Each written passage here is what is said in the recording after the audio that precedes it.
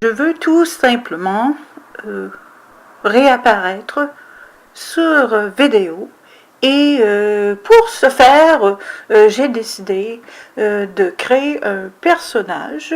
Le contenu de mes vidéos va être très professionnel et très important, mais la présentation va être différente. Alors, présentement, je pratique un accent. Tout simplement, parce que c'est en fait l'élément le plus important, dis-je, de ma réapparition sur vidéo. Et bien entendu, également, ma présentation va être également différente. Alors, ça va être un retour, mais un retour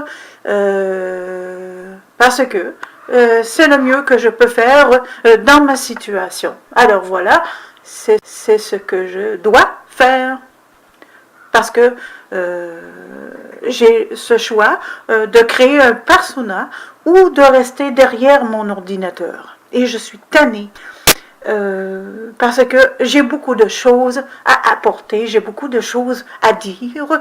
Alors, ceux qui ne seront pas confortables avec de la façon que je me présente et de la façon que je m'exprime avec un différent accent, bien, ça ne sera pas mon problème. Parce que dans le fond, le contenu, c'est ce qui compte. Et c'est toujours ce que j'ai cru que c'était le plus important. Et c'est peu de personnes pourraient porter mes chaussures. Alors, je m'en fais pas avec ça. Et voilà, je voulais voir comment mon accent allait sortir. Et bien entendu, compte tenu que je préfère le contenu au contenant, ou la présentation, ou l'accent, bien à ce moment-là, ce n'est pas important que je prenne un personnage. Puis de toute façon, là, dans la société dans laquelle nous sommes, les gens aiment les personnes qui sont capables disons, qui sont artistes. Alors voilà, je suis une artiste, mais le contenu de mes présentations vont être véridiques, vont être importants, tu ne perds pas ton temps de m'écouter. Mais si tu n'aimes pas mon accent et si tu n'aimes pas ma présentation publique sur cette chaîne, bien, ce n'est pas mon problème. Ce sera le tien parce que moi, il faut que je fonctionne avec une situation complètement impossible. Alors, c'est la solution que je devais trouver parce qu'il faut que je compte sur moi-même. Alors voilà. Très importante. Vois-tu, le nom de ma chaîne, c'est Narcissists Poison You Inside Out. Et la traduction, c'est les narcissistes t'empoisonnent de l'intérieur vers l'extérieur. Mais c'est trop long, vois-tu? Alors, je vais garder cela comme ceci. Narcissists poison you inside out. Alors, pourquoi ce que je dis et pourquoi je mets l'emphase sur la dangerosité des narcissistes? Bien, c'est parce que les narcissistes sont très dangereux.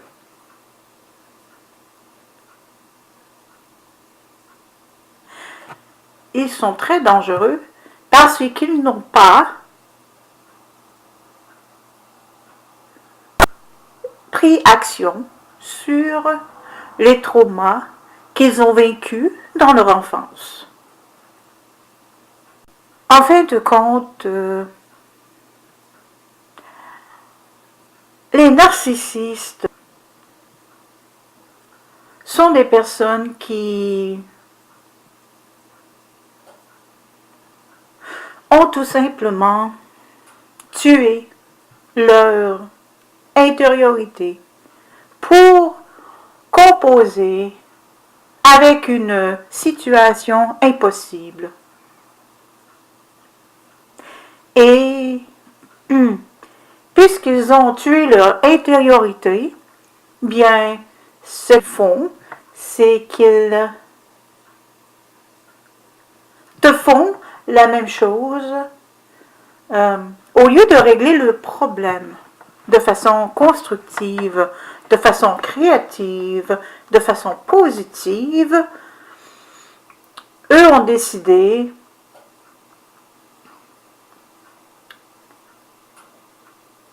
littéralement de tuer leur intériorité. Puis comme ils sont misérables, bien ils veulent que les gens autour d'eux soient misérables aussi. Les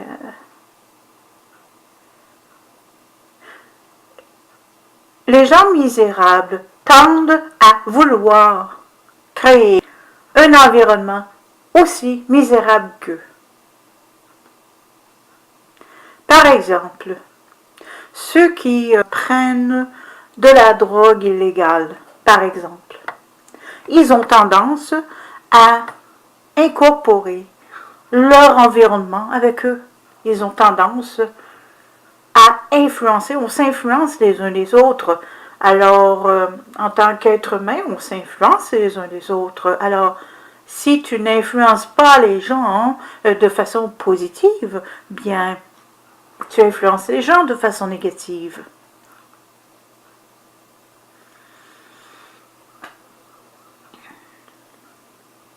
Alors, je trouvais ça intéressant.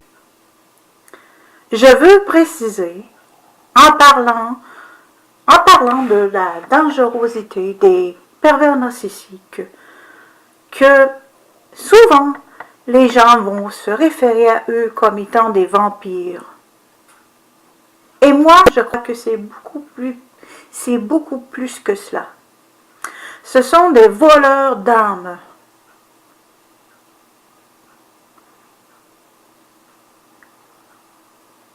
Parce qu'ils ont tué leur intériorité, ils font plus que te vampiriser. Ils te détruisent. Ils sont... Alors voilà, je vois qu'ils sont plus que seulement des vampires. Ils sont souvent comparés à des vampires dans la population générale. Ils sont des sous-voleurs d'âmes.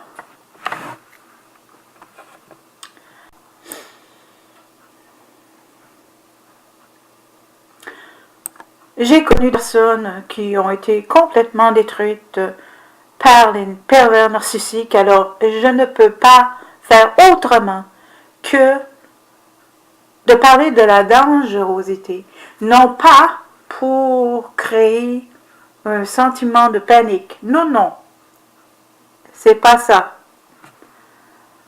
C'est pour te libérer des pervers narcissiques dans ta vie, que tu sois homme ou femme. C'est dans cette vision que j'ai de t'aider en te disant la vérité. Et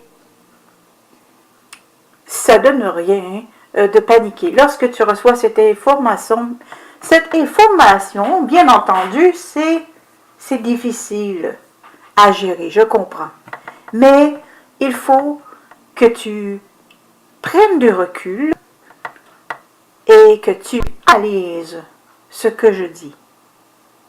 Et par la suite, tu vas te rendre compte que je suis en train de t'aider. Il faut être, comme j'ai dit dans un de mes vidéos, il faut être des experts tacticiens pour justement ne pas se faire complètement détruire. Alors, ce n'est pas seulement de couper tout contact avec eux, lorsque bien entendu c'est possible, bien que je suggère très fortement de ne pas avoir d'enfants, si tu es capable. Bref, ce que je vais faire, je vais m'arrêter ici pour le moment. Et je vais te référer à un de mes vidéos dont j'ai largement parlé déjà de cet aspect de combien il faut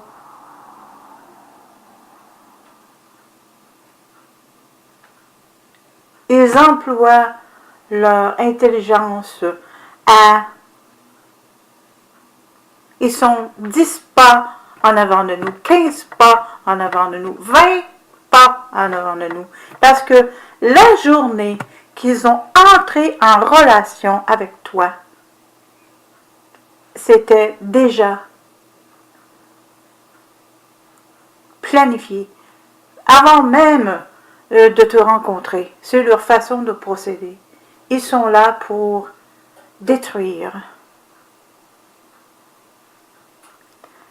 Alors, la première journée que tu les as rencontrés, c'était dans le but de te détruire.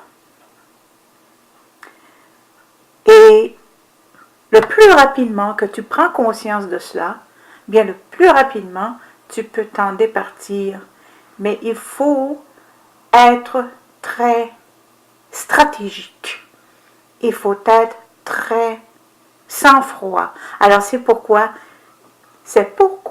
la dernière chose que tu peux faire, que tu dois faire est de paniquer.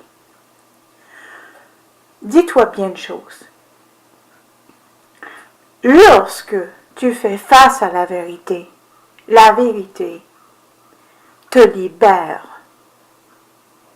Elle ne t'emprisonne pas si tu prends un recul et que tu gardes ton sang-froid pour planifier ta sortie.